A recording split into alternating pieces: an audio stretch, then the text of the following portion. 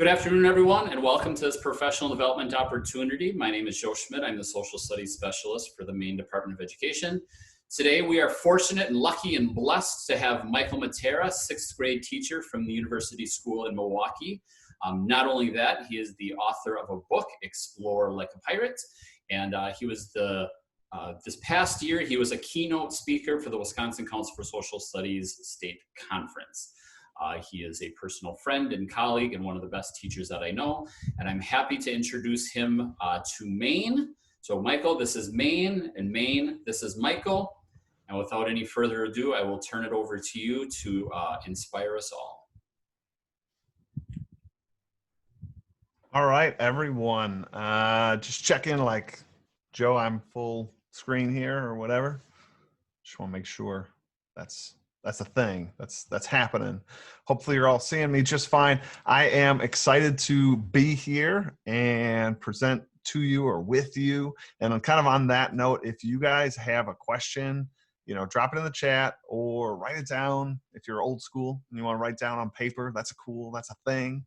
You can do that. And I will definitely pause and stop and we can chat about things. Joe asked me to come on, so I prepared kind of a 45 minutes for a walkthrough general idea of ways to sort of engage. And so without further ado, let's get down to it, right? So here's my presentation. Here's the idea, right? Designed to engage. And I think this is going to be important no matter what we're talking about, whether we're talking about online learning moving forward, whether we're talking about in person, or, the reality is probably from all of this, we're going to learn about blended learning probably moving forward. So just a quick sec about me so you get to know who I am a little bit. For those of you that aren't familiar with my work, I am a teacher. I'm a sixth grade world history teacher. I love middle school. I absolutely love the content of world history. That's so fun for me to teach.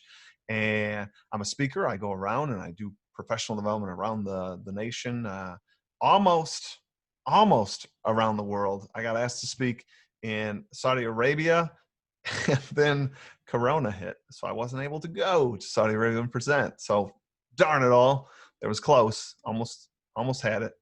And but I absolutely love doing professional development. And those of you that know me know that I also put out a lot of free professional development, and you can find that right over there, right? So connect, check out my YouTube channel, check out my website, plenty of blog posts there. And lastly, I'm a foodie. I absolutely love to cook. I love to eat, and it's just super fun. So that's a little bit about me. Let's move forward. All right, so 100% of knowledge starts with curiosity. And what I'm talking about is I'm not talking about the knowledge that we're used to as teachers. It's not just about dumping in information into the kids' heads, right? We can do that, and kids can memorize something for a test, something like that. That can happen. We can do that, but that doesn't. What do I want to say? That doesn't mean they actually get it, and that doesn't mean that it's been going to be retained. So I would argue that 100% of the knowledge, true knowledge, things you're going to take with you, are the things that you were actually curious about. You actually interacted. You engaged with the content, either while listening to somebody and you had your own thoughts and ideas. That's engaging. That's curiosity.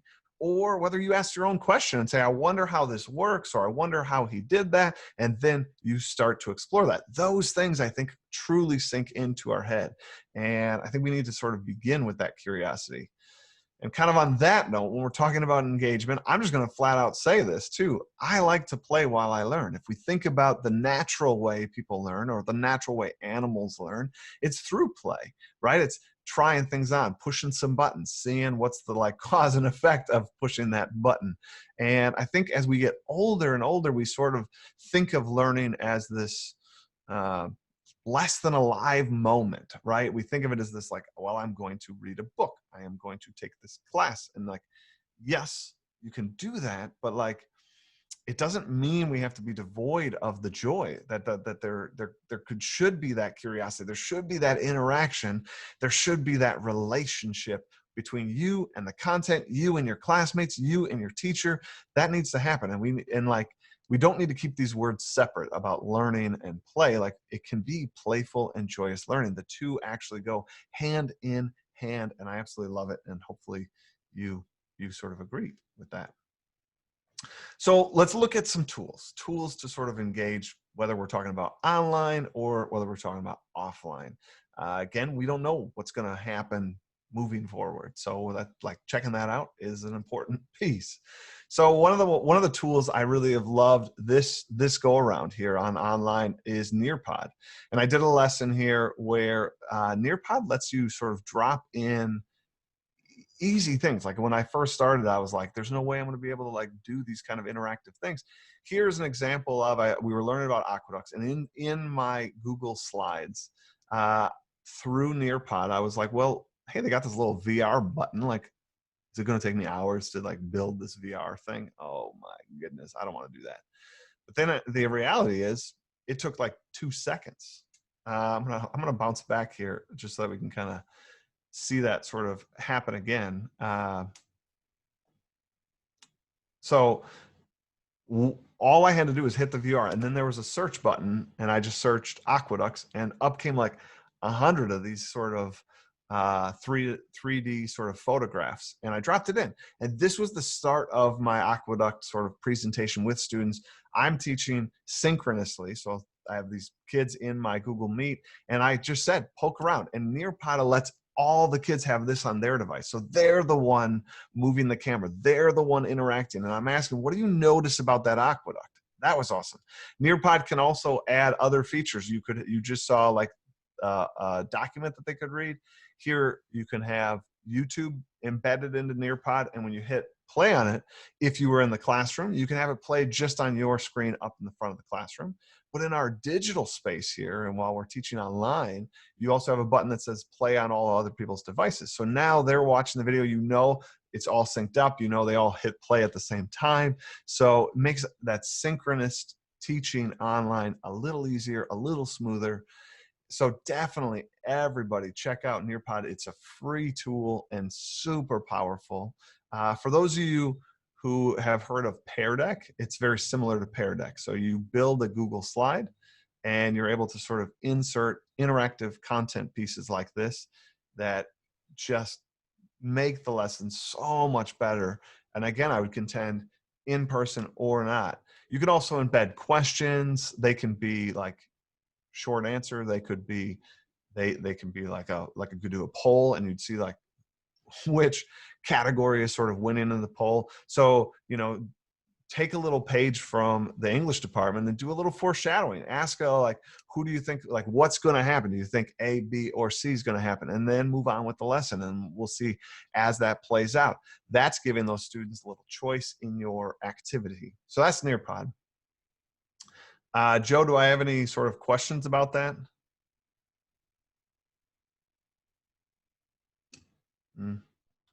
Nope, not at this time. We're doing good. All right, let's move on. So Nearpod. All right, next I thought I would tell you a few review tools that you could use. Now, some of these you probably know about. Others, maybe you prefer one over the other and you haven't checked out the other. So I thought it was worth showing kind of a bit of each. Quizzes is a really neat tool that I really like, and I've used both in the classroom when we're all together, as well as out of the classroom. Here, my last unit, while teaching online, I built a quiz, and quiz is super nice, super slick. You guys, it's got a database of questions you can pull from other quizzes. You don't even have to copy the whole quiz. I could go into your quiz, read all your questions, and say, oh, I really like his question 17, and just hit like add to my quiz that I'm building. So you can get a quiz up and running really quick. But the key thing here, how I used quizzes in my online class that made it a little engaging, was they have a team mode, and it instantly puts kids in teams. Like as they log in, it'll be like, ooh, you're part of the like T-Rexes, or you're part of the like, Green Tomatoes team or whatever. And it's pre-named these teams. It's just separating the kids randomly. You can build the teams by hand if you want. I like the random. And then what I did is I took a screenshot of the teams before I hit play. This way I know who's on what team. You would know this data at the end, but one of the things I want to tell you about is building that relationship online is just as important, if not more important, than when you're in person. So what you want to do is, I had that like box up showing me who's on what team. And I narrated it like it was a race, like as kids were like getting points and you could see like, oh, the T-Rexes take the lead. I know who's on the T-Rexes because the main screen would just show you like the 4 teams or 5 teams, however many you set up, and you won't be able to see like who's on a team. So this way I can say, hey, like Kate, you know, nice job on the T-Rexes. You're answering those questions right. And it's like moving them forward. Nice job. Oh no, like the green tomatoes are definitely like picking up. And that little bit of animation over it, that little bit of excitement over it was really nice. The team effort was nice. It takes the pressure off individual students to feel like a quiz. And in the end, you still get all the same data from them. I absolutely love it. Check it out. So the next one I sort of want to talk about is GimKit. You've probably heard of GimKit. I absolutely love GimKit. Michael, before you jump, there's a question I think it was for your previous one about is similar to Kahoot. Could you speak to that? It is similar to Kahoot. The two companies, I've actually interviewed the designer of Kahoot, different ethos in terms of the company. So Kahoot, the company intentionally has it so that it's not on kids' devices. Like the main question is up front, right? And they did that intentionally because they wanted it to be a shared experience, which I'm all about. So like in the classroom, Kahoot's really awesome at bonding everybody together because there's that focal point that is your projector, right? And then on their device is just the 4 options. Quizzes is more of like a traditional quiz in terms of like the question is on all of their devices and it's sort of self-paced. So there isn't that shared experience. There isn't that aha moment that the whole group gets that you get in Kahoot.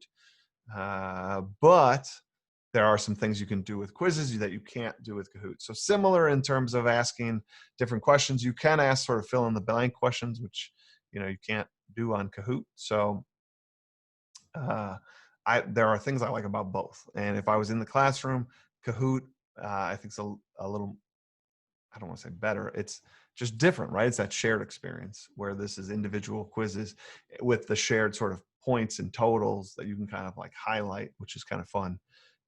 This is actually, if you don't play team mode, this I would actually endorse as a software to give quizzes and grade quizzes, where Kahoot, I would never say that you should keep those data as any sort of indicator of how they're doing, because the gamer in me is going to tell you that Kahoot, if you use it for any formative or summative assessment, it's not accurate data for either of those things. I feel very uncomfortable when teachers say, well, I get a good pulse where everybody's at. Not true, because Kahoot works on that sort of bar trivia mode where speed matters. And so once I start to fall behind, the gamer in me, like the only clear strategy to still win is actually to stop reading the questions per se, like or reading the answers. Your best guess is your only shot of catching up if you're in the bottom third, because you literally need to get the full 1,000 points. So you're not reading the questions at all, or you might be reading the questions because they have time, but you're not really reading the answers. You're just letting them come up and slap red. And truly, that is the only way to catch back up. So don't use it for formative or summative assessment. If it is a fun little review activity, great. I absolutely love Kahoot. I love that it bonds them all together. I use Kahoot all the time. Quizzes, though, you could actually give as a quiz. I don't know if that answers your question or if that was super long-winded. I feel like it was long-winded.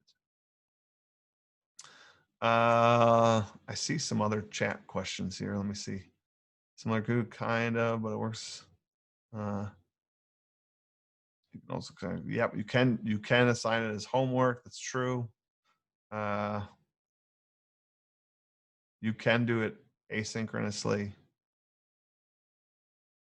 So give it a shot, right? Like, why not? Why not give it a shot? All right, so GimKit is another, if you haven't heard of it, definitely check this one out. This is another online review sort of game sort of thing. Why I absolutely love it is because it really leans into my space. This is truly a gamified experience, where the other ones are games, but I wouldn't necessarily say they're gamified that much, because quizzes as well as Kahoot, really the only gamified component is that time in terms of answering questions, as well as the just the overall points, the overall point score. Where here, Josh at GimKit has done an amazing job building in the things you would see in sort of a video game, right? You can have power-ups, you can purchase different items that make your experience different than my experience, which is a whole nother level of strategy that I absolutely love, and that I don't know, games offer that really unlock our minds, right? Because we're dealing with the content. We're still focusing on the content, but at the same time, you've given me meaningful choices to make along the way. So for those of you that haven't played GimKit, I'll just go quickly over sort of some of the power-up categories. And there are many, and they keep switching them, and you can kind of switch what power-ups they can get. But the basics, right? Or you can get more money. Money is the points in this game. You can get more money per question. So it starts off, I think you make $1 each question you answer right. And I could be like, well, I wish I made $5 per right question. So I could upgrade that. And each upgrade category has, I think, 10 or 12 upgrades with inside it. So now I went from $1 a question to $5 a question. Oof, I could really upgrade that all the way to like thousands of dollars per question. But it costs money each upgrade. And obviously as the upgrades get bigger, the cost gets bigger. A very gamified thing to sort of build out there. The other one would be a streak bonus, right? So I get $1 a question. I get the next question right. I still only get $1 for that next question. Actually, that's not true. The streak bonus to start, I think, is $3. So now the second question I made $4 on, but I could upgrade that so the streak bonus is $5, $10, $100. You get it. The other category is multiplier. A multiplier just increases both categories a little bit. I think it's like a 1.5, then like a 2, 2.5. Those multipliers can get big as those other categories get big. And lastly, there's an insurance category where each wrong answer costs me so much money, but I can get it where it only costs me, 80% of what it's costing you, or 70%, 50%, or 20% of what it's costing you for the wrong answer. Why I belabored the point on that is because what I want to tell you is gamification and being playful and being engaged means you have to be making choices over and above the content that like so important if you want to be engaged, right? If not, you're just sort of passively moving through this activity. And so this customization that comes from GimKit is just genius on the gamified model, because students, you're making a different choice than I am. You're saying like, I love the streak bonus. I think that's a great strategy. I'm thinking I just want points per question. So I'm going to like hammer that out. One of you are going to like blend the two. Another one's going to go for that multiplier. Another one's going to go for a blend of all three. But ultimately, like, I have to be answering questions. Like, while I'm in the shop to buy these upgrades, you guys are answering questions, getting points, or getting money. And I'm sitting here in the shop. So there's this balance of like, how much time do I spend in the shop? How much time do I spend answering questions? When do I buy things? Because when I buy things, I go down money, which is points, which is another awesome thing. At the end, when each right answer for me is worth like $50,000, do I buy the last upgrade for like $1 million? Will I answer enough questions correct in the last minute and a half to make up that million? Because now I'm going to go from making 50,000 to making 100,000 per question that I answer right. Well, okay, I think I can get 11 questions in a minute and a half. Sweet. It's worth me making that investment. Super fun. I've seen so many kids try that at the end and then it like fail on them, even though they were leading the whole game. It's those interesting choices. So that's GimKit. I hope you guys give that one a whirl if you haven't. And again, you can do that. It clicks into your Google Classroom. You can assign it as homework. So it can be done synchronously, asynchronously. It's an awesome one.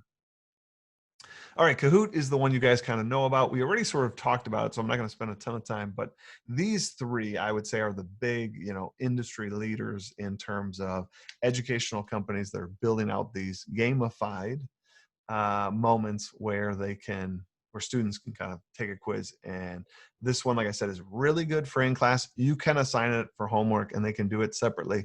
But the big thing with Kahoot to me is that shared experience. So in person, Kahoot is awesome.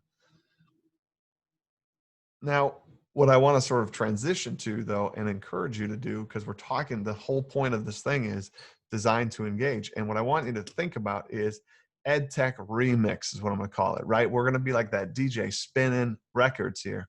And I want you to take something new for a spin. So if you haven't used one of these tools and you still have time with students, use one of them, put it into play. If you don't have any more time with your students, if school is over or they cancel it or whatever, you're not doing anything, make 2 accounts. Make it for your kids, right? Make it for your adults in your family, make it for your adult friends. Do a Zoom with your friends where they play your quizzes about 80s movie trivia, so that you get an idea how this tool works. But number one, like of the remix, is you got to take something for a spin.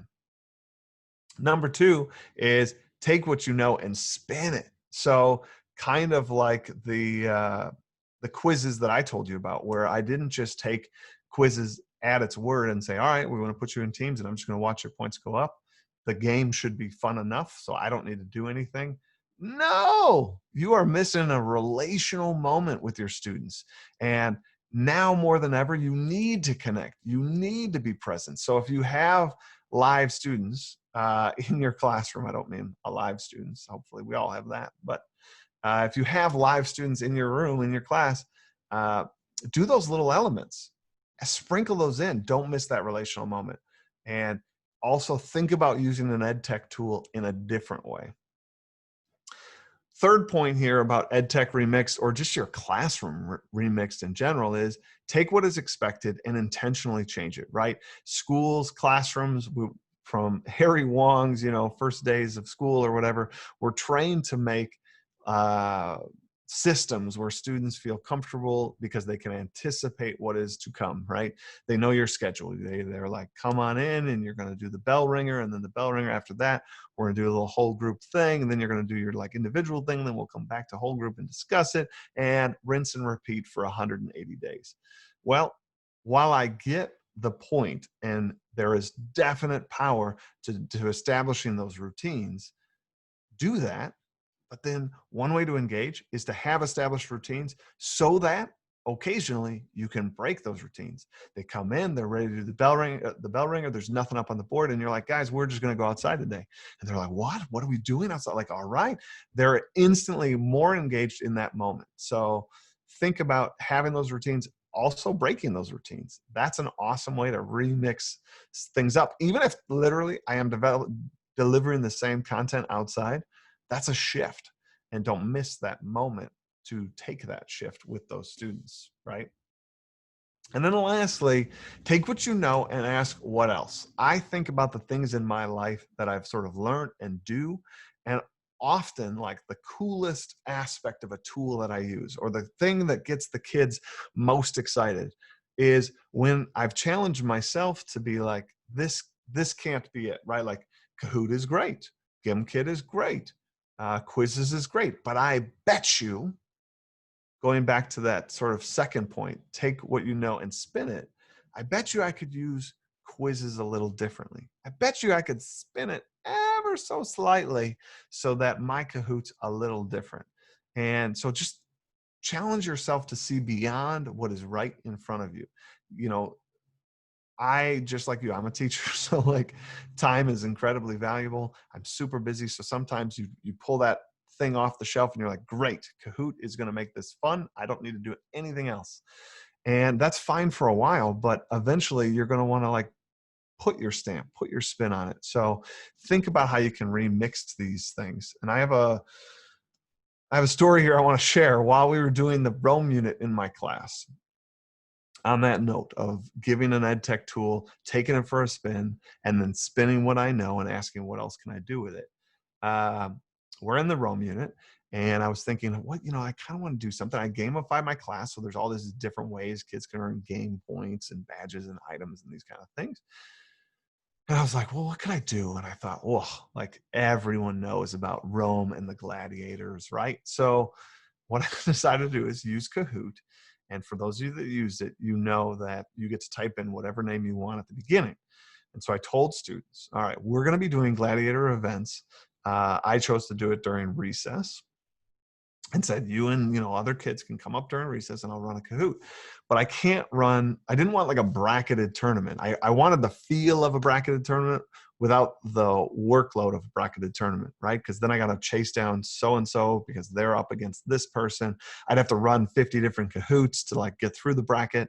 So instead, I use that power of the fact they could type their own name in. And this time, what I said is, whoever you want to challenge, can like say, hey, I want to challenge you. And if you want to have like a 5-person challenge, that's fine.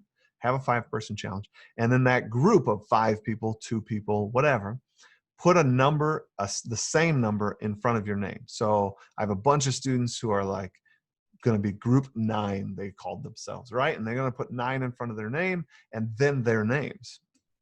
And this way, literally, I could have infinite amount of gladiator combats happening because the 9s are fighting each other. It's no longer about winning the overall Kahoot.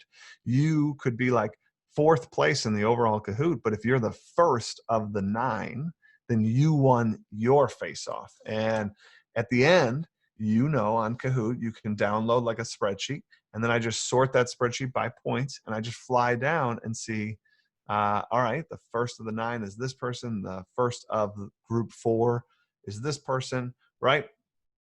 And then what I did was I took another bulletin board, not a bulletin board, a whiteboard in my classroom, and kids had to go over there. And if you lost, gladiator battles are to the death. Ouch, right? Wah, wah, wah. So kids had to go over to this board and write their name on the wall of the fallen.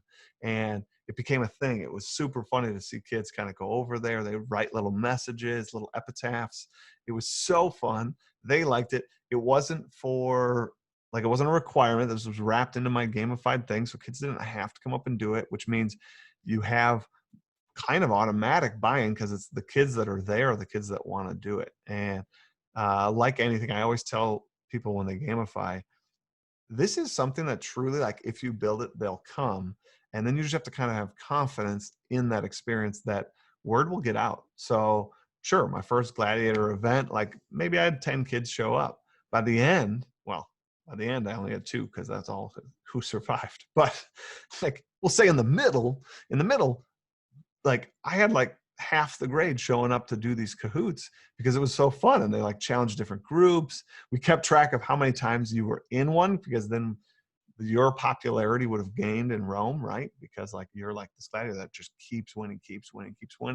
It was super fun. But there's a really good example of spinning an already built platform, right? That is not how Kahoot was meant to be used. In fact, I'm almost using Kahoot very little in that experience, other than just to run in the background and take these guys' questions, right? So taking something for a spin and then spinning it is a big, big piece. All right, I've talked for a bunch. I don't know if, Joe, if there's any questions, or should I just move on? Or does anybody have questions that they want to jump in on? This is your chance. Sorry, I was trying my shortcut of holding down the space bar and that was not working. So there is not any new additional questions, but maybe just a second for people to think and jump in. Ooh, processing time. Hard-earned educator wait time. That's right. Yikes. That's hard. We do have one question I'm aware of. We'll give everybody a moment to think. Did you want them to unmute or in the chat box, Michael? Either one's fine with me. Okay. You guys have the ability to unmute at this time. There was one. That's a lot of power, people. Go ahead, Sonia. I know you have a question. How'd you know I had a question? Because you were asking me about it already. Okay, so my question is, when you're running that competition, the Kahoot, where you have the gladiators, and this is probably just, anyway, what do you do with the kids who are on the wall of the fallen? Like, are they still participating in some way? Are they still in the space? Just a question. No, that's a solid question. So I will admit, the first year I did it, I was like militant, like, you're dead. You can come, you can cheer on. That's it. You're dead.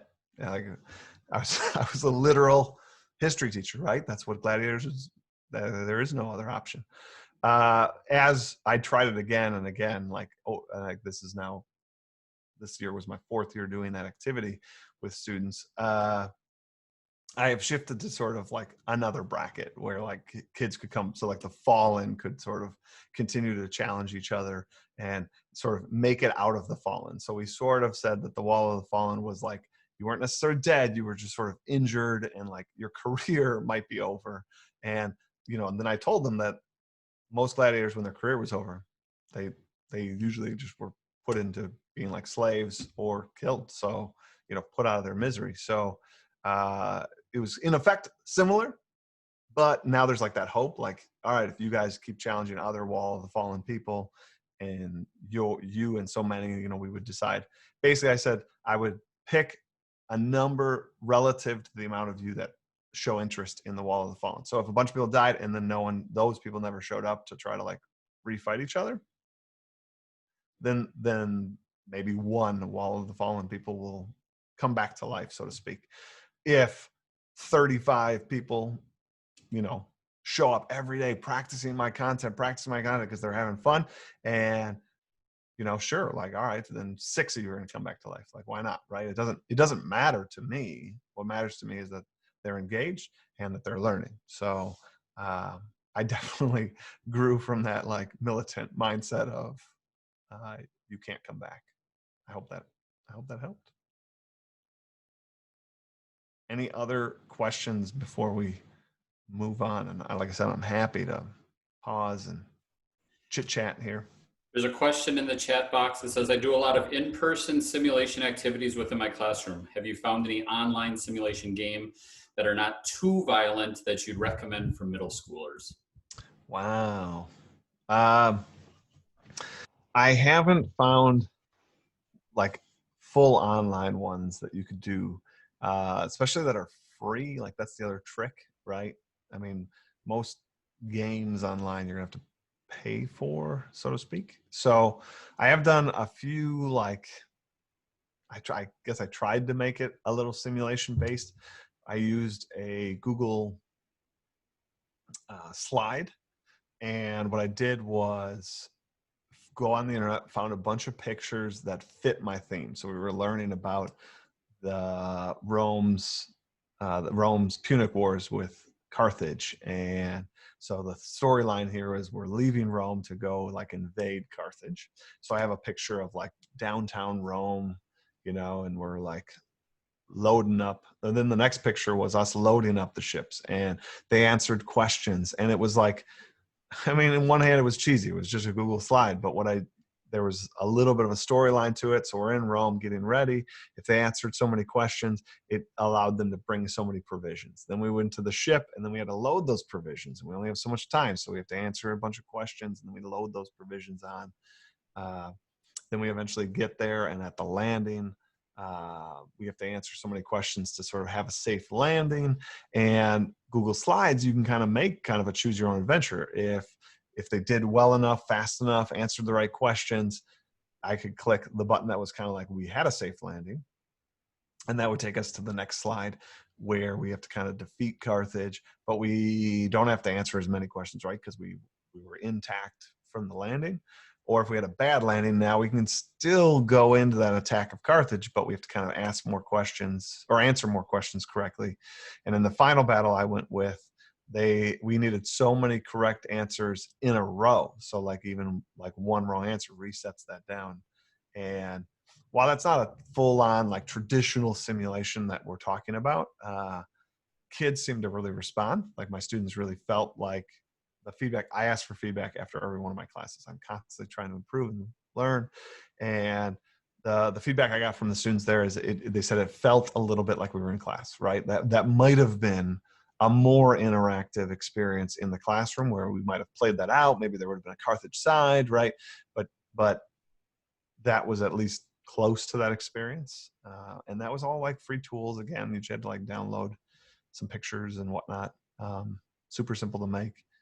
And the kids kind of dug it. And then actually I just used paper. That was the other thing. So when they were like loading provisions, I just had a sheet of paper next to me and I just wrote down like, okay, you guys got 3 provisions. Those provisions, I decided to like let them break some of the rules. So when we're in the final battle, they could use a provision to get one wrong, for example. They could use a provision to sort of have a safer landing a little easier, but then they're like not having that provision later on, that sort of thing. I think that's the closest I've come to a simulation. I did a court case online, which was, that was a simulation. You could totally do a mock trial online. That's pretty simple. So what I did for that, I had kids actually put like physically, like on camera, something to show that they were a jury member. So we knew who the jury was. And then other kids put other things up if they were, a lawyer or a witness. So we kind of could see quickly who's who. And we then ran a mock trial, much like you would in the class. That actually worked really well, synchronously. And in fact, I would almost argue my mock trial worked better in that situation, because the way we're doing our online classes, they have so much work time in between. So I could assign it, they could work on it, they could have times to do Google Meets with other students to sort of coordinate their case. So really good collaborative time together. And then when we came together for the whole thing, I was the judge, and that order in the court worked out really well in that online space. Kids were respectful of, muting the mics and whatnot. And we got through a great mock trial. Is that good? Yes, no? Other questions, anybody, before he moves on? All right, I think you're good, Michael. Sweet. All right, so bouncing back here. So, on the grocery store, right? We have that back of the grocery store, and that's where they keep that stuff. That's good stuff that you want, but it's not like right there. So I would argue Kahoot is one of those ed tech companies everybody knows about. It's right there. It's front of the store. Quizzes, GimKit, that's all front of the store stuff. But there's some other good ed tech stuff out there. Ed tech tools, Nearpod, Pear Deck. Those are big companies everybody knows about. There are some other ones out there that I didn't really know about or use much, and I kind of want to share with you guys because they worked really well. Twine is a free website where you can kind of see the graphic next to me right there, over there. It's like a choose your own adventure story board. Here you're seeing the actual editor. So kids are saying they begin in this spot, and then based on what you say, you're either going to go to the top box there or that bottom box. And then based on what you say there, you're going to move forward in the story. Very easy editor to use. You don't need coding or anything like that. In the end, you can export that out and people can kind of play your story and have kids develop, historical situations where you now as a player are actually in that story. Great for practicing writing, right? Great for historical fiction. You can make it, set in a place that you studied, but doesn't have to be the actual set, the actual event. Kids, it works on a Chromebook because you can edit on the online platform, or if kids have devices at home and other stuff they want to use, you can download a software that works on PC or Mac. So both, you don't really need to download it though. The same tools, there isn't a more powerful version or anything, but it has been really fun to see kids make these stories, make these experiences, then, export them, send each other the files, play each other's sort of storyline. I did a activity where kids built one together. Now, this isn't a Google Doc. You can't collaboratively sort of edit it like you would in Google. It doesn't have that function. But what I had kids do is just not in Pages, I'm sorry. I use Pages all the time.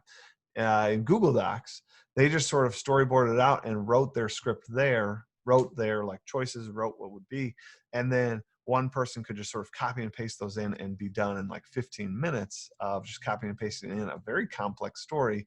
So you could have groups to work together on the Google Doc to sort of make it, and then have one student sort of put all of that into the Twine.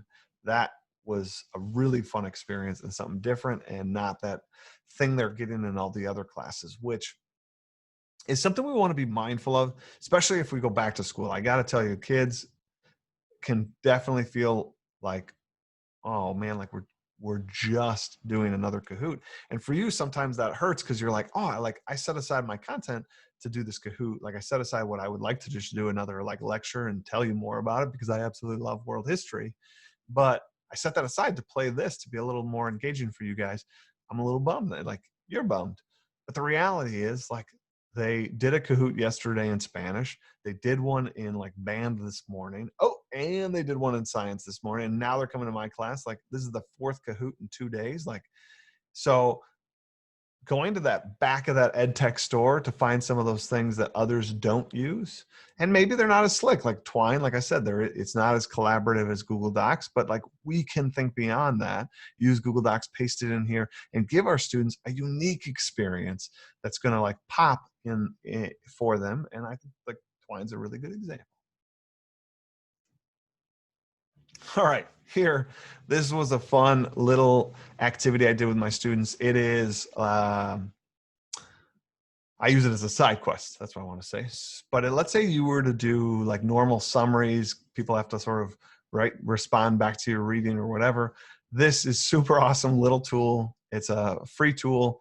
I mean, I think you already get it. You make text messages and you can have this conversation. And for us, a historical conversation between two people. They could be on the same team. They could be two people. They could be two enemies sort of, texting each other. I think it's really cute. The tool lets you set like the battery, the connection level. So like in my current unit where we're studying the Crusades, it was rather funny having like King Richard and Saladin like texting each other, but like both of their receptions was terrible because they're in the desert. So like they're hoping that it doesn't drop, right? Students taking the time to sort of think that through. You can set the carrier and you can type your own carrier in there. So kids were coming up with like funny, like I was about to say historically accurate cell phone companies, but they didn't obviously have cell phone companies, but you get it, that it was like, they tried to make it thematic. It was super fun. They would play with the time. So sometimes it was like, man, we had a rough day. We just finished this battle and like, whew, we're both tuckered out, and that was kind of funny to have that view. And then they made it real with the time up above. Super simple. They can save it as images. You could have them drop those images if you use Google Classroom into a Google Doc if you wanted. There's lots of ways to collect them. If you're in a classroom that has a projector that the students can throw things up on, have them all go through their different texts. Super simple. And it's different, right? So we're still practicing the writing. We're getting creative because it's a different style of writing. Here you're giving kids the space to use sort of texting language and emojis, which is another easy way to connect with them, where I don't really want that in my normal like written summaries. And that's good. We need to teach them the sort of formal writing process, but it's also fun to sort of embrace where they're at too, though. Like we do live in that digital space in which emojis and text speak is their world. So keeping that in mind, it's pretty big. Here's another tool I found. And interrupt you really quick because yeah. I want you to talk more about this personally because I think it's good for other people to hear this. You offhand threw out the term, I use this as a side quest. Can you talk a little bit, I don't know if this is going to be later on in your presentation, but can you talk about what you mean and where that kind of fits into some of your philosophy? Yes. So I can talk a little bit about that. There is going to be some of that coming up, but maybe I'll just shorten that section a little bit. But side quests, so in my gamified class, I decided early on, so the process of gamification is applying applying game mechanics. So like what is it about Monopoly that's fun and engaging? What is it about the game, like poker that keeps you coming back to playing poker? What is it about any game? Why do we sit on the weekends and watch sports? Like what is it about those games that are intriguing, that are engaging, that gets you to think? And can we apply those mechanics? Can we tease those mechanics out and apply them to a non-game setting? For us, that would be our classrooms. And I decided early on, like, yes, we can. That would be super awesome. But also I decided like to separate the game points from the grade points, because school's already a game. We have levels, right? We have points.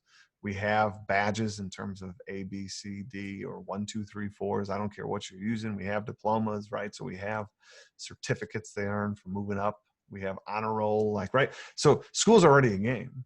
I would just contend it's a really poorly designed one. And as far as the game is concerned.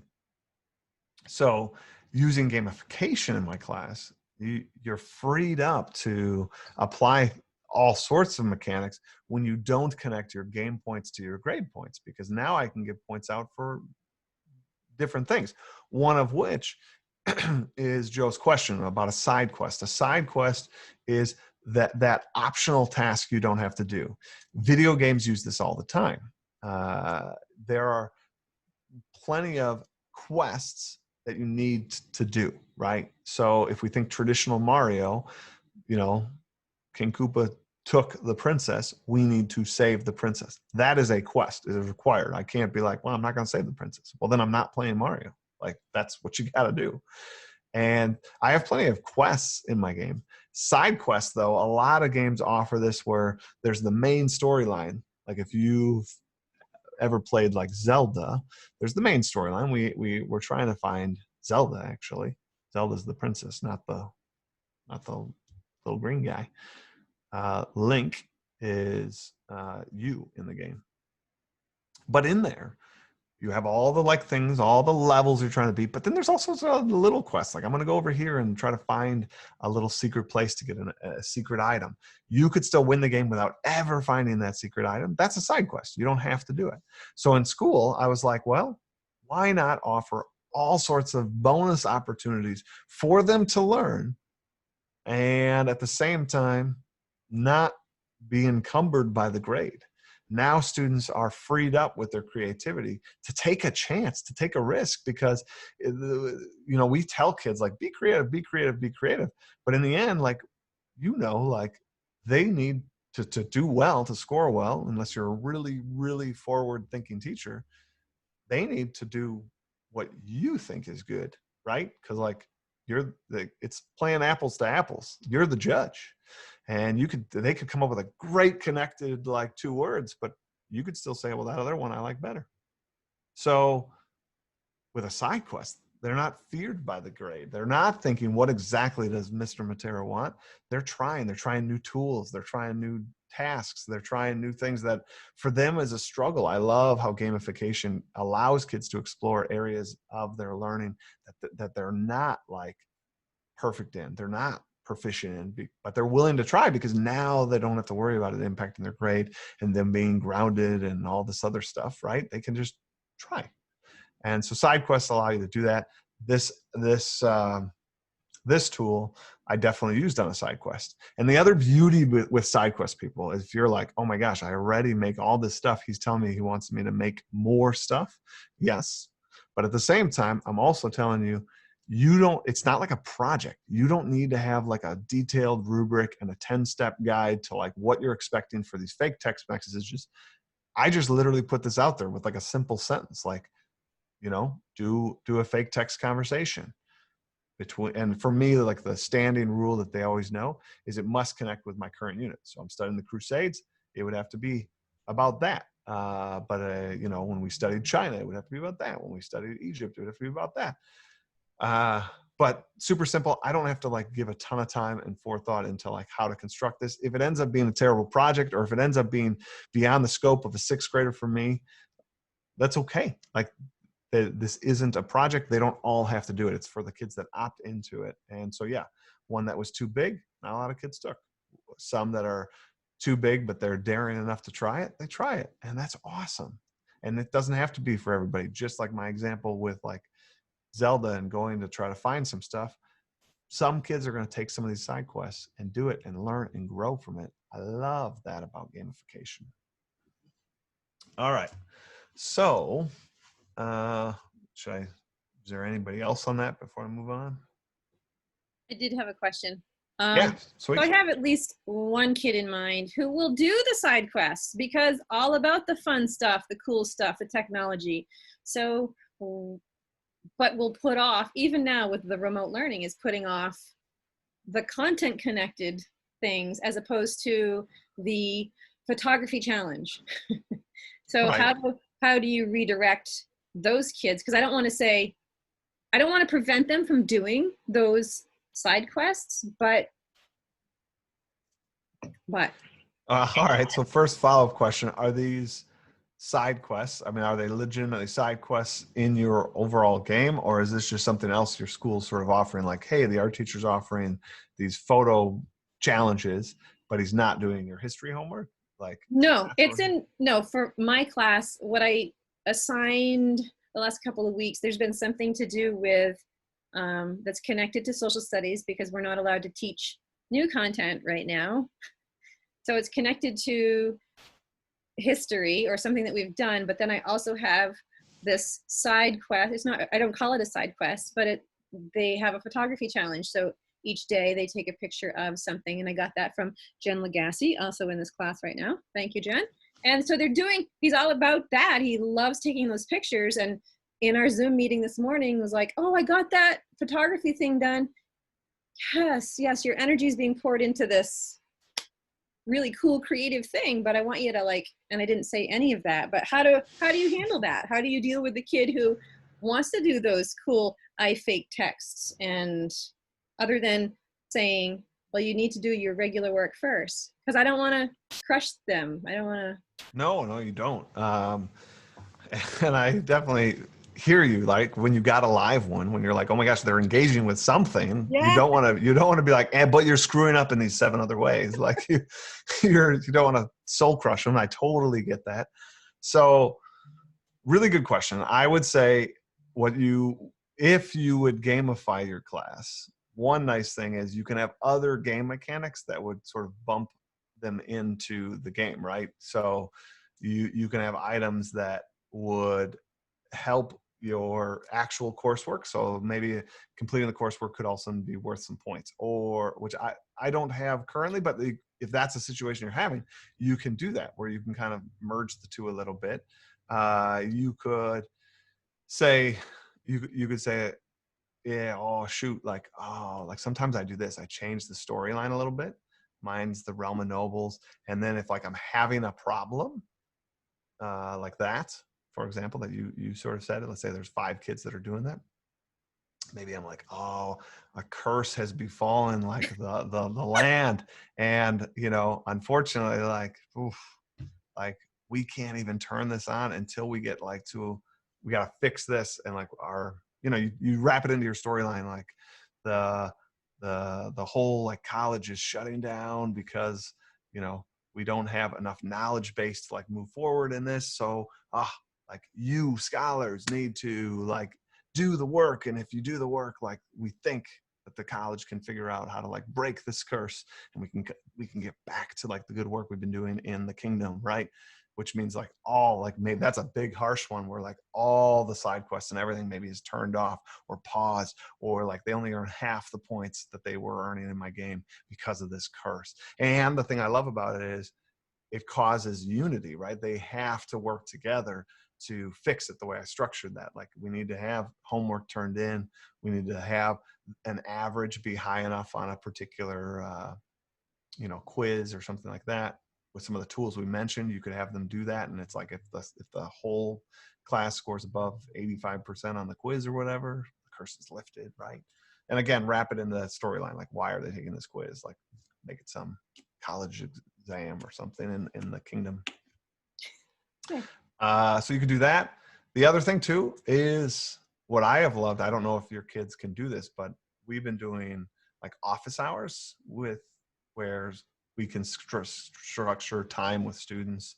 And, I would just have an office hour with them and be like, Jimmy, I am loving that you're all in on this, but there are some of these other tasks that I would really love, just actually building that relationship, no sugarcoating it, and just try to marry the two, right? Try to really point out that like your work ethic over here is amazing. Your work product over here is amazing. You're creative. Can we apply some of those same things to the tasks that we have to do for our history class? Like I'd love that same creative thinking applied to your summary from last night's reading. And then, I mean, I hate to say it, but sometimes here's where school's kind of a poorly designed game. Like we say we learn from failure, we learn from failure, we learn from failure, but we grade for proficiency. Like, so when that kid tries, and like I guarantee you, I shouldn't guarantee it, but most kids will try with that nice speech you just gave. They're gonna go out on a limb and they're gonna try, right? But like the reality is, like, this kid's probably not an A+ kid. So he's gonna give it to you and you're gonna be like, oh, that was a 2, but it was like, it was at least turned in, But like like Jimmy doesn't feel like that was a slam dunk. Like, but for Jimmy, it was. Jimmy went from doing nothing to doing this, and then you were like, well, this is a 2. So, here's where, if we truly are trying to learn, Jimmy just took the first step after failure. He didn't turn this stuff in. Now he's turning it in, and it's okay work. Maybe it's even bad work, but you literally went from 0 to bad work.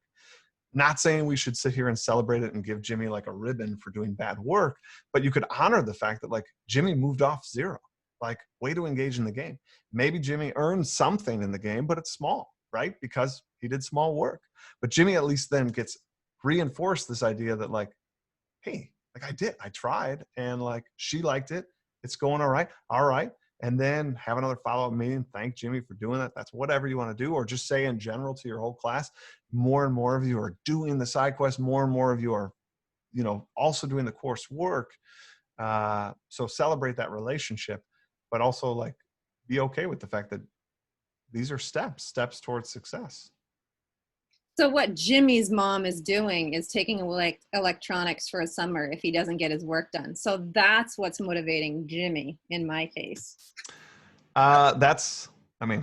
won't actually follow through with it. Don't even worry about it. But it's motivating him right now, and he is getting his work done. I just, in my class. That's beyond both of our pay grade, right? That's in the parent world. And doing outside incentives like that are sometimes needed in life. I don't know. I tend to shy away from those kind of incentives. Like, I'd like people to do things because it's the right thing to do, and I want them to grow up and be that kind of person for doing the right thing. So as long as you use that language, hopefully Jimmy. Oh, it wasn't my incentive at all. This was coming from him. He reported to me that if he didn't get his work done, so now all of a sudden he is turning in the content, which is, I just wanted to be able to, like, address it differently. And I have all those conversations with the kids. I just didn't know if maybe you had a little trick to. Like I said, the game, like, when you have a game structure, I've found less of those problems. Mm-hmm. By no means am I going to sit here and tell you that gamification is the silver bullet that will solve all problems.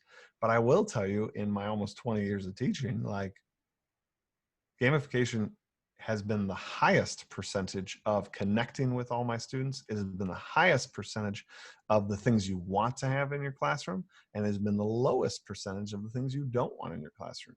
So, not a silver bullet. I'm not going to sit here and say every student is engaged in every moment. Like, and we know as humans that is an impossibility. So recognize that going into anything new, whether you're trying Kahoot or, trying larger gamification, or whatever. If you're trying standard-based grading for the first time, like, there is no perfect. There is no, like, every student's engaged, every student's needs are going to be met. That's an impossibility. What we need to do is recognize we're part of a system, and it's in the diversity of the system that the students will have their needs met. And, like, your class is different than my class, and them moving from my class to your class is a good thing. And I don't know. I think we got to be okay with that. All right. No problem. I got 2 questions for you if you're okay. One, yeah, a little easier than the other. I'll give them both and let you decide the order. Ooh. How do you present your slides while keeping yourself in the corner? This seems more conversational and friendly. And one person said that our school district was at one time concerned with how much gaming might be happening. How do you address an administrator who might balk at this type of engagement? Interesting. I would like to go with the slide one first. The slide one first. I am using a software that's running in the background. That's for Mac. It's called Ecamm Live. And so you can build various scenes, right? So, like, there's my presentation. I have a green screen behind me, so that's why it's like a brick wall. You can see my hands sort of disappear there. So, and then I can take away that brick wall and put up the presentation. Presentation is actually on another computer. Like this setup is insane, and at any moment it might crash. So I hope it all goes well. So yeah, the presentation's on this computer over here. That's why I look over here sometimes trying to find the button, like, then go to the next slide. But hopefully you guys thought it was well laid out. I guess the question kind of insinuates that you think it's well laid out. I wouldn't mind feedback at that at the end. This is my first time doing this That's setup. super cool. Super cool. Does it make, if we could just pause for a brief second, does it make a live chat like this more engaging for you guys, that I have this full screen, we're talking, we're answering questions, and then this when we're talking like presentation? Yeah, because either when we've had presenters, when I've seen these before, they have off to the side, they have whatever's on their screen, and then they're off in a picture, and I have to keep going back and forth. But where you are embedded in the screen, I can see you and the stuff around it and the chat box. So it's very engaging for me. Nice. Anybody else on that? Yes, no? Oh, I got it, but yes, I see it. I see it in the chat box. Nice. Yeah, and I like that you can point to things. And I was going to ask the same thing, because if I want to like point out a picture or something to kids, then you're like in the picture. It's fun. I love it. And I got a nice brick wall behind me. Sorry, can I just comment? I like how it seems different than like the Zoom backgrounds, because sometimes when people use the Zoom backgrounds, they like actually disappear, and there's like, I don't know how to explain it, but you actually like don't disappear. It actually looks like you're sitting in front of a brick wall. That's nice. That's good to know. That's all lighting. So if any of you ever use a green screen, you really got to light the green screen. A lot of people light themselves, but not the screen. The screen has to have like no shadow on it. There's my tip for you that use green screens out there. See, this is what I'm talking about. Trying new things. I love that you guys are trying new things. We're all learning about Zoom and how to do that. What was the name of it? You said Bcam Live?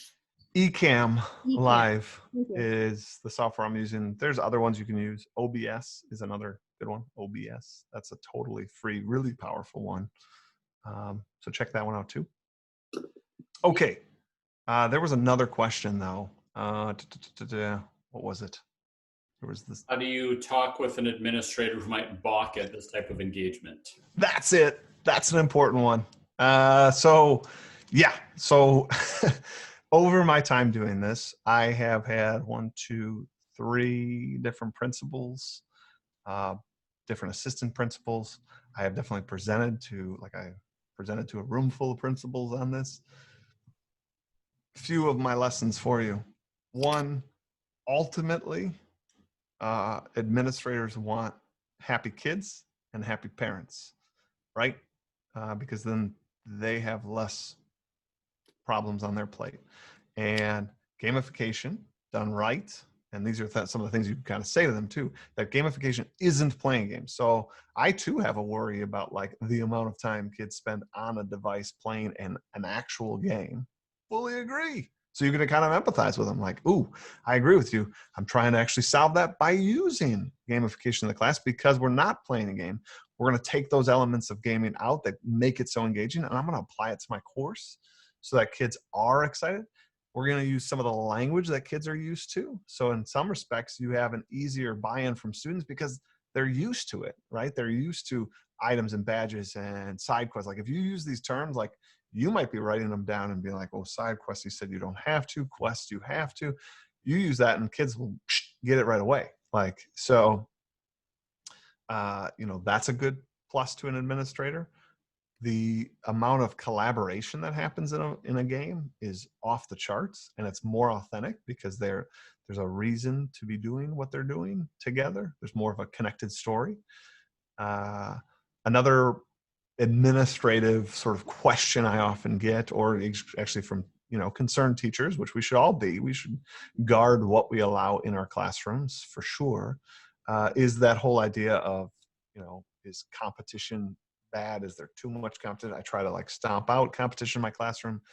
I'm with you. Like, I think too much competition is a bad thing. Do I think zero competition is the right thing? I don't. The competition's okay. I don't think we should ever put a competition around actual graded work. Like, no, that would be horrible. Yeah, that's a no.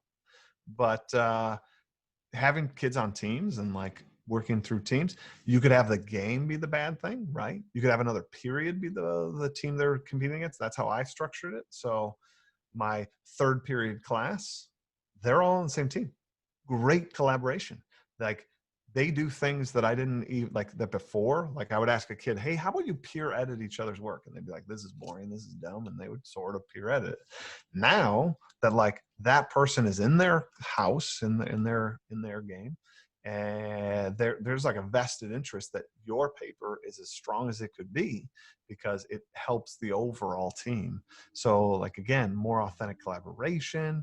There's just so much you could talk to an administrator about. And I would argue too, spend 10 minutes in my class, not mine, but in like yours, the person talking to them. And they'll see that it is good teaching. That is what gamification is, because you're talking about actually doing voice and choice. You're talking about actually thinking through what the student needs, not just what the lesson needs. So a game designer constantly puts the user in the center of their design experience. So it's really good user experience. Like UX design is fantastic. Like getting that centered around the student. I for sure became a better teacher when I started to gamify because I'm constantly thinking through the student's needs. You know, we talk about those different modalities of learning, but then how often do we actually like put it into play, right? We have a style and we do that style. But once I've gamified, I'm like, what am I doing for this type of learner? Like, could I build in a quest for that type of learner? Could I build in a side quest for that type of learner? And like I said, I think most administrators would come to find that this is the type of teaching. I don't want to like oversell gamification, but at very least, like being mindful of connecting with students, building relationships, having authentic learning happen in their classroom through voice and choice and activity. It's a home run. Anything else there before I move on?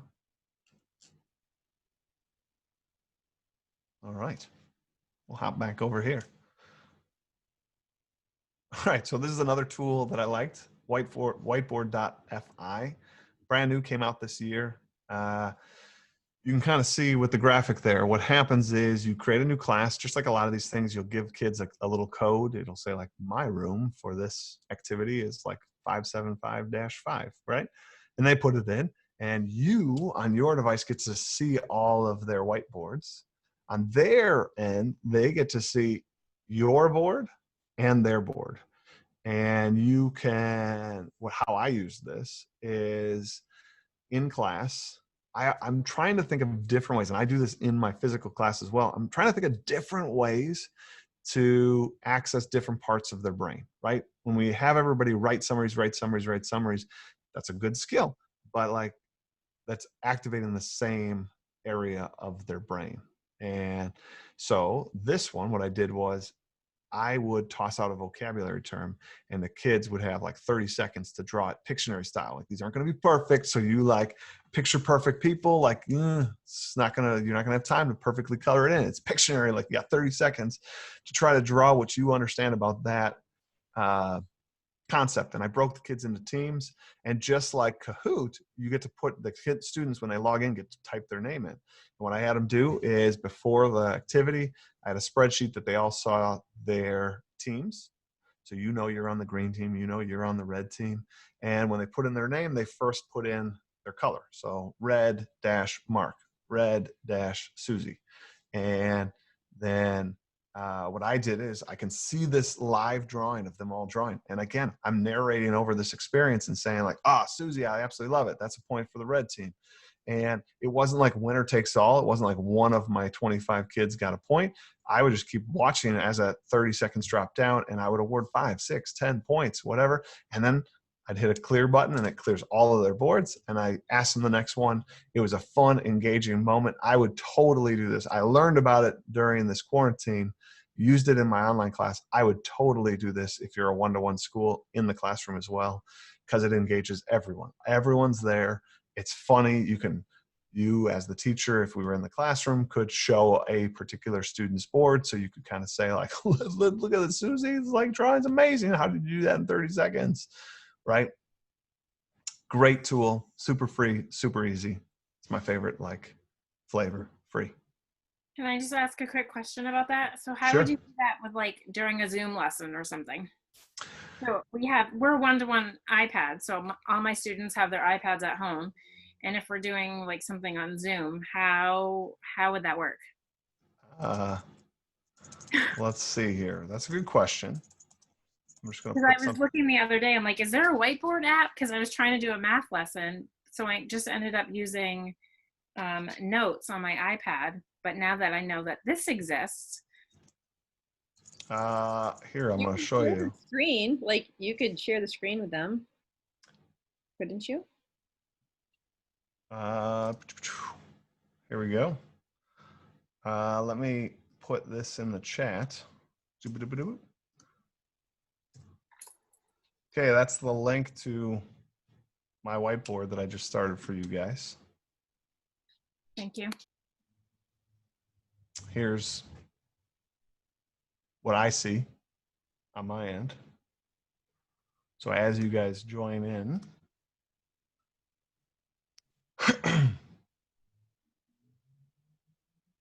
and so Cynthia, Jen, you guys could like start drawing and I'd see it on here.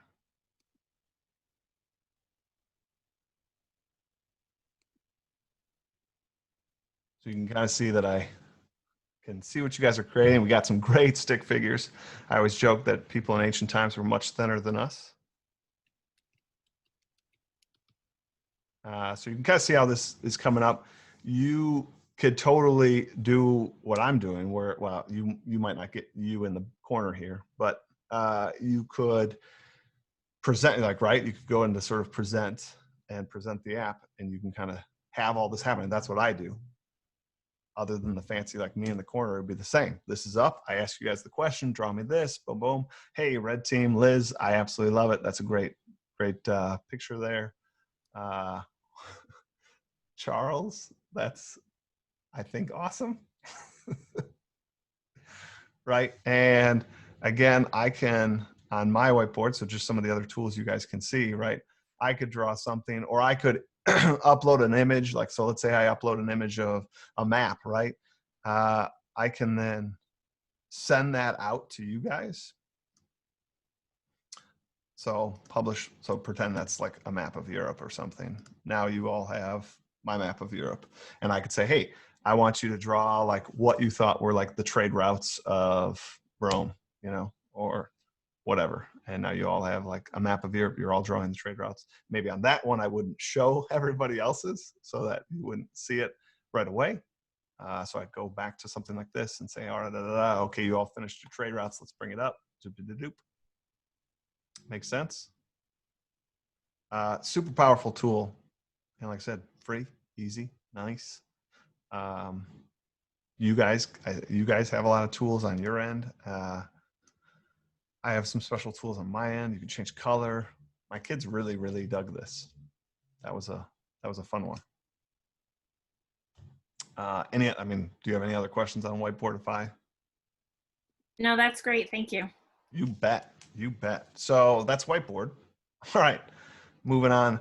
Jamboard. Holy cow. If you knew about Jamboard, you're amazing. I don't know how I missed it. It is a Google product. So like, shouldn't we all know? Because like we're teachers, like Google is like half our DNA. And Jamboard allows, it's a collaborative like page layout program where you can see my kids. This actually happened like an hour ago today. The question was, please show me knowledge of the Crusades. And kids were broken into teams. You can see in the corner there, it says green team, right? And let me go back here so you can kind of see it in action again, right? So kids, they're discussing. What I had them do is they started another room. So just like those 4 kids are working together and they're discussing where to move things, where to put things. Jamboard has a laser pointer in it, which is awesome, so that what the kids can do is, without drawing or wrecking their image, they can kind of discuss. Like, so great online collaborative work. They could use the laser pointer to kind of draw over in an area and say, I think we should put these graphics here, or I think we should break this into 3 columns here. And they could just draw with the laser pointer, and then it just sort of fades away. So kids really easily collaboratively working together. You can have your whole class in here. You can have up to 20 different boards at one time. So you can't really use this unless you teach at a small school. You can't really use this to have each student having their own page. At least I can't. My classes are bigger than that. So what I did was, like I said, it was group work. So 4 kids to a board, and they're building out their boards together. They had 14 minutes to do what you see. That includes get into the other chat, log in and get that other chat going. And then creating this. You can draw on here, so they don't have to, like these, they definitely imported some pictures here. You can put text boxes down, but a great collaborative tool. Another one I'm definitely going to use when I go back in the classroom. And if we have to do online learning again, I will definitely be using Jamboard for sure. Any questions on Jamboard?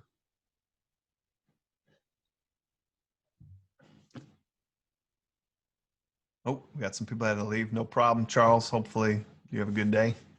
All right, let's move on from Jamboard. All right, so in going all in on gamification, we've sort of talked a little bit about this up to here, up to this point. One, I want you to like be all in with new ideas.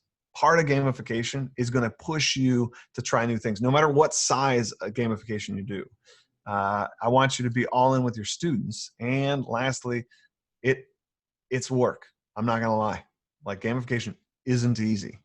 But what I have found is this synergistic relationship. When my students get super amped, when they're pumped about class, when they're fired up about Roman history from a gajillion years ago, couldn't be more removed from who they are, you end up having that like dedication to be like, I'm going to make another, like, oh, I'm going to do that Jamboard. And let's do that Jamboard. And in a gamified class, you could, like, my kids are used to breaking into teams. Like, that doesn't like boggle their mind at all. They're used to working collaboratively, because here we are at the end of the year where they have worked together throughout the entire gamified experience. So keep that in mind moving forward. But what I want you to realize is, what I didn't put on this list is, I know the last slide I just said that you have to going all in, right? But going all in does not mean that your entire course has to be gamified. Gamification can come in all shapes and sizes. So you guys can gamify just a unit, just a lesson. So my whiteboard.fi, whether you gamify your whole class or not, you guys could do the same setup I did, where you have them like put them into groups and just on a sheet of paper, say like red teams at 3 and blue teams at 4 points with these vocab drawings. That's a gamified lesson. It's a gamified activity. You put them in teams. You've got like, there's some sort of point, some sort of mechanic here that they're working with. So it can be small. It could be the whole unit. And speaking to history teachers here, you're used to that. Like, we could do a Civil War unit where half the class is the North, half the class is the South. That's gamified. We've applied a theme to it. Maybe they're groups. You're going to rename their groups. Instead of just being your group 1, group 2, group 3, now you're regiment, right? Like, this is a regiment, that's a regiment. Maybe they're a division. Maybe they're different political parties, whatever. You get it, being history teachers, that's key. So where to begin? I put it on a white sheet of paper here, right? Because sometimes it feels like a blank slate. You hear somebody like me talk about their passion and you're like, yes, I want to do that. And then you sit down and you're like, I have no idea how to start, right? That happens to me all the time when I hear speakers. And I think they were a really good speaker, but I still don't know what to do. And so I really want you to think, just break it down into these sort of 3 things: theme, team, task. Those are fundamental blocks of a game. So looking at like theme here, I put this picture up. I was looking for all sorts of pictures, and this is actually a default slide. And I was like, this actually makes my point. Theme can be anything. Us history teachers, we tend to be pretty literal. Hey, we're studying the Crusades, or we're doing the Civil War. My theme is going to be Civil War. You're the North, you're the South, your regiments. And that would work. That would totally work.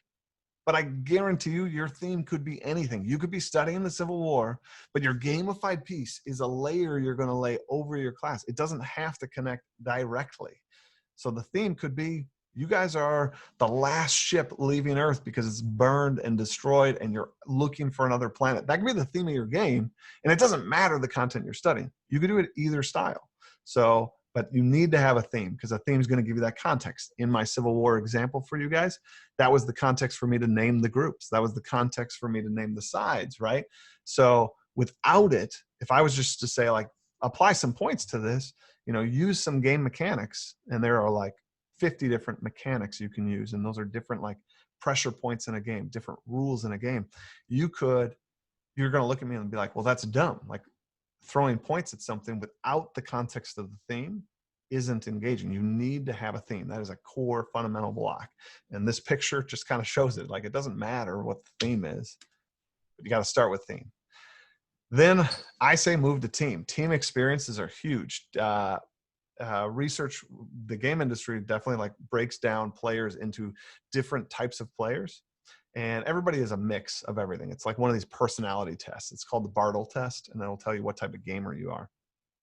And we're all a bit of each, right? And it's one of those percentage things. But the highest percent that the gaming body is a socializer. Like, most people play games to be in company with somebody, to work with somebody, or have a shared experience.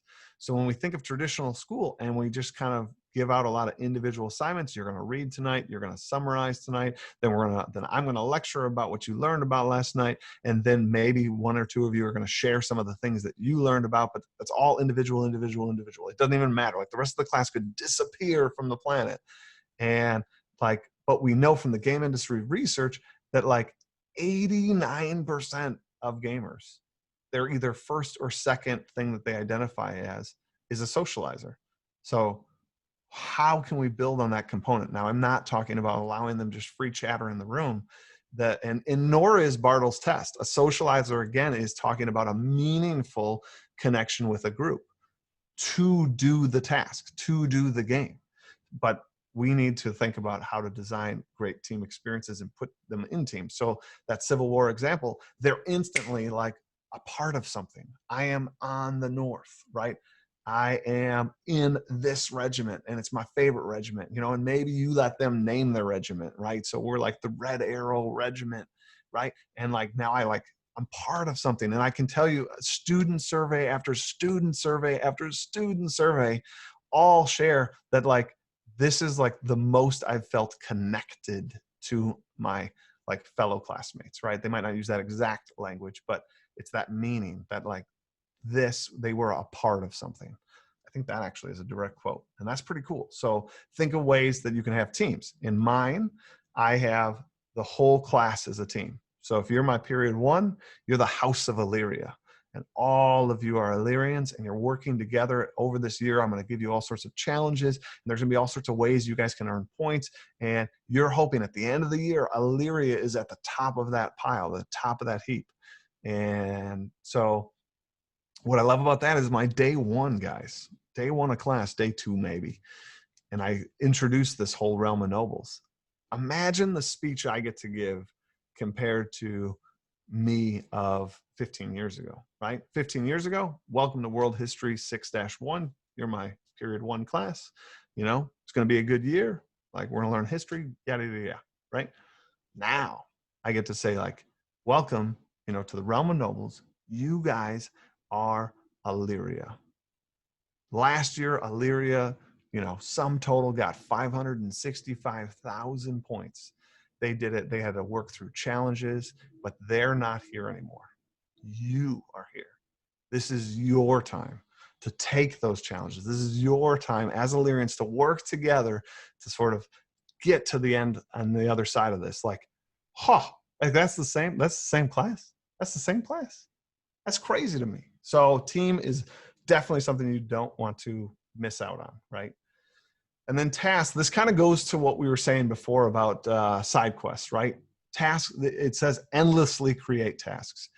Tasks could be your homework. You could connect it to homework. It could be these side quests. It could be in-class challenges. I tried to do little pictures of all of them. So the map next to me here was a side quest. And here's what I'm talking about, guys. My directions for this side quest was make a map. That was it. But different kids know that like my scoring for side quests, the points you can get for them, I'm not I'm not bound by the normal teacher rules where like every assignment is, you know, scored on a 4-point scale, like, which by the way, a gamer would tell you is horrific.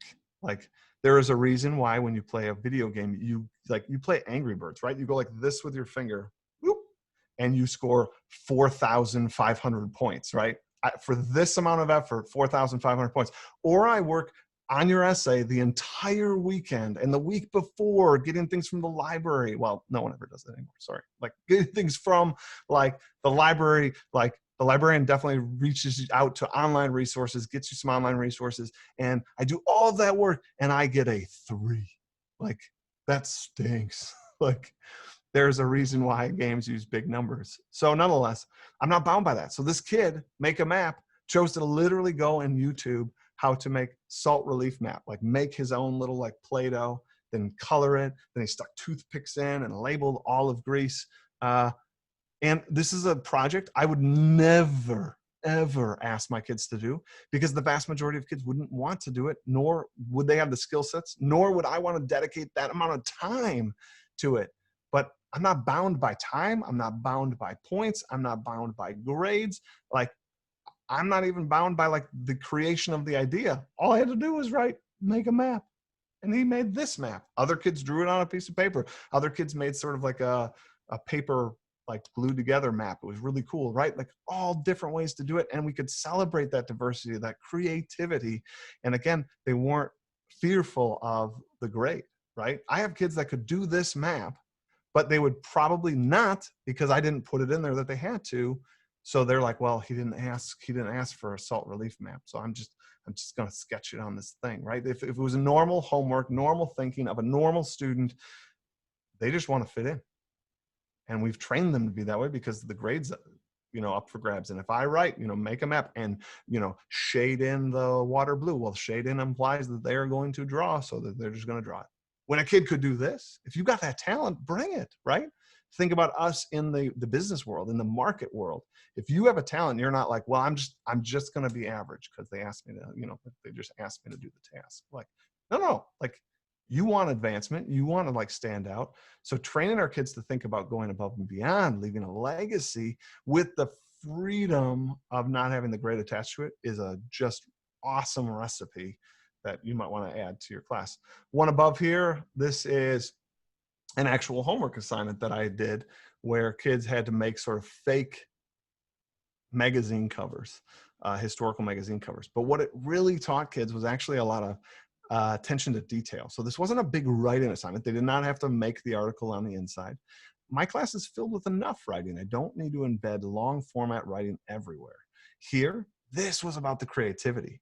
This was about mimicking, like eye for detail. Can you replicate it? I want to look at your magazine cover and really think National Geographic, Time Magazine, Sports Illustrated did this. And they weren't allowed to use a template. This was all done by hand. Like the kid made a blank white sheet of paper on Google Draw, made the yellow border, scoured the internet looking at multiple National Geographics to kind of see layout and how they did things. And this is what they got. Like, that's amazing. That's really great. That's fabulous. And then over to the other side there, I got like a group task.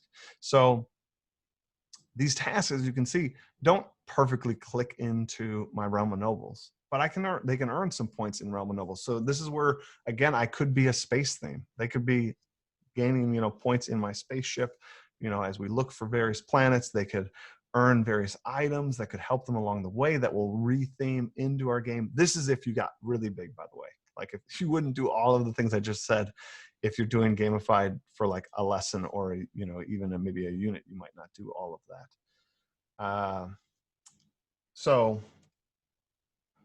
here is another like building. I love using Legos in the classroom. This is Kopla blocks. They're like laser cut blocks, kind of thing, Jenga, and kids work together to sort of do like a 5-minute challenge where they have to build something. They're going to have to wreck this, do another 5-minute challenge. Big fan. That's another mechanic in games is time. So playing with time. I definitely would suggest you guys do that. Legos, huge fan of Legos. Pick those up for your class, same thing. Build challenges with Legos. So my students, I've mentioned, so if you do a larger format gamification, I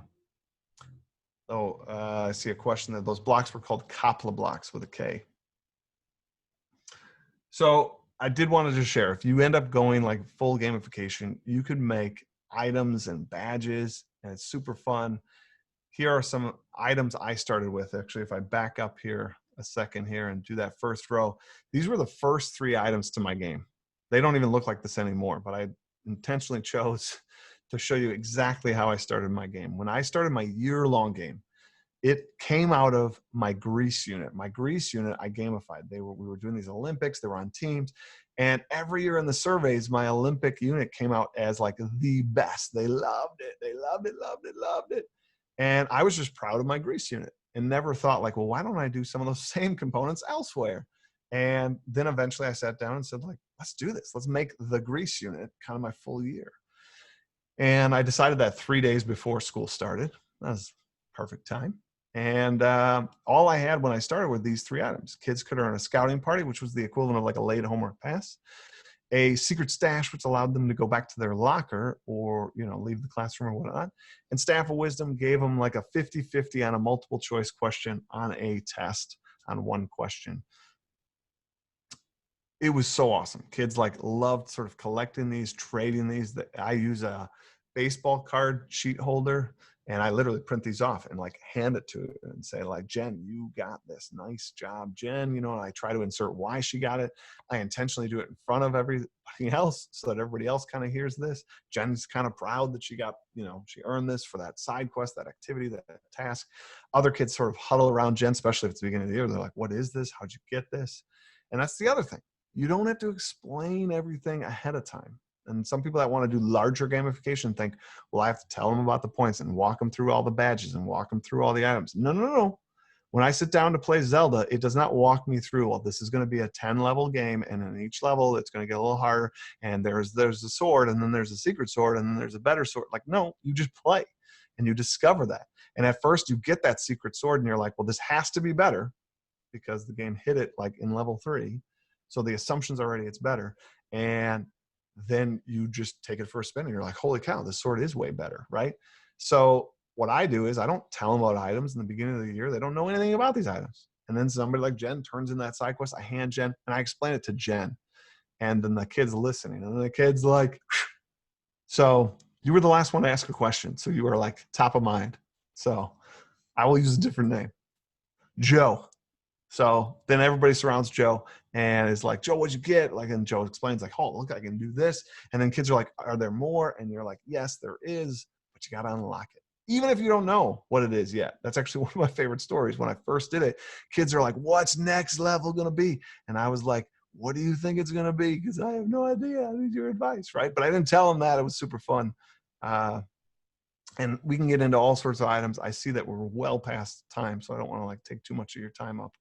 But ultimately, like, as a bunch of history teachers, I want you to tell you, like, history community out there, like, gamification's built for us, right? Because history is about story, right? That's the theme. And it's got unity in it, right? So it's got team.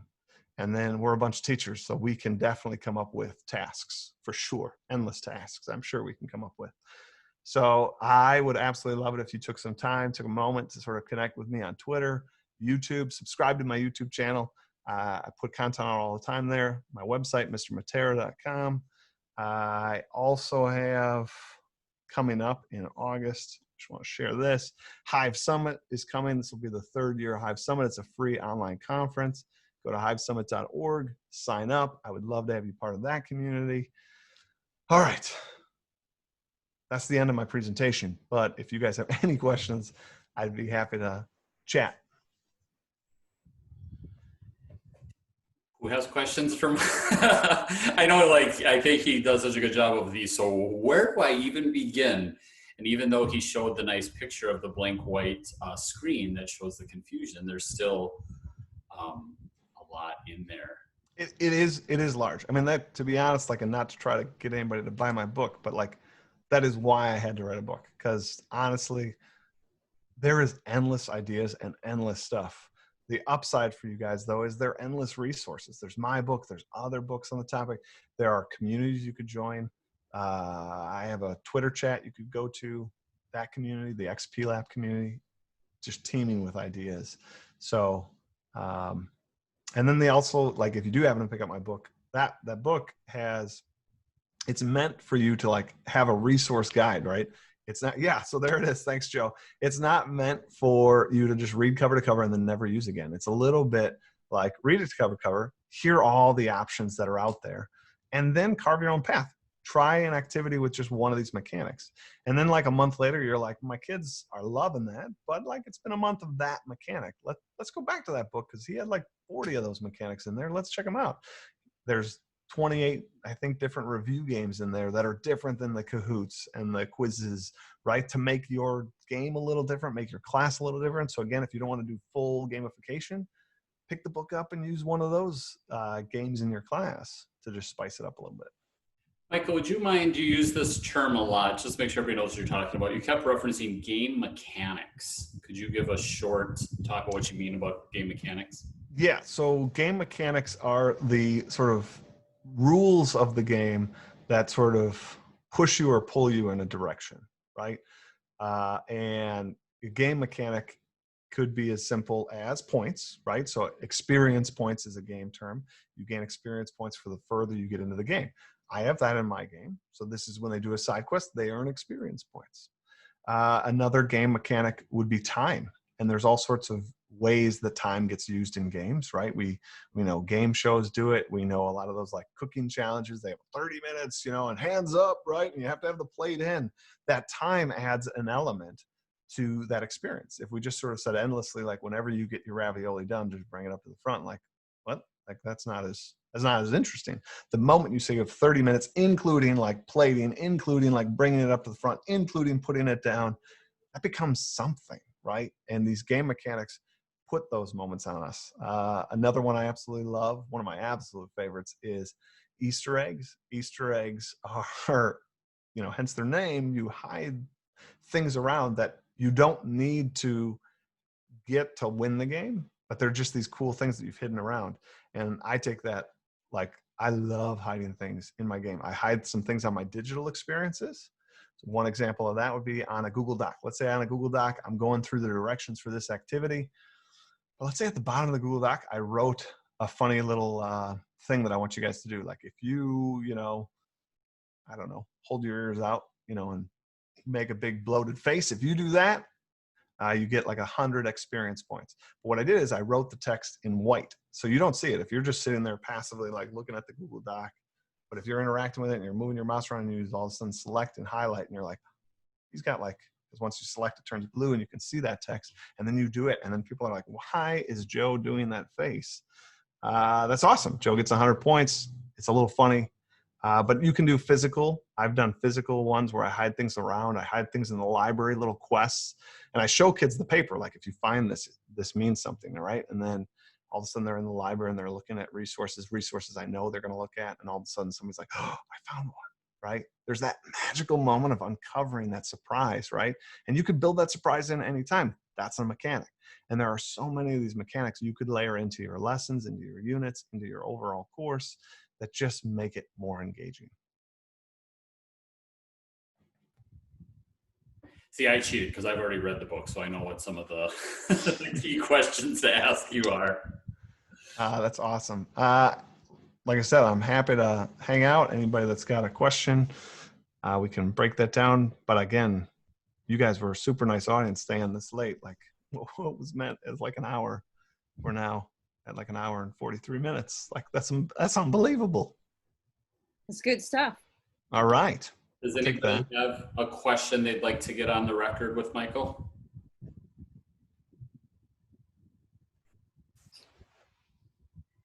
Last call. Any questions for Michael? Awesome. Jen? Thank you. Okay, I will give my formal thank you, Michael, from the group. Thanks for making the trip all the way from Milwaukee to join us today. My pleasure. I'd hope to go out there someday in person. That would be awesome.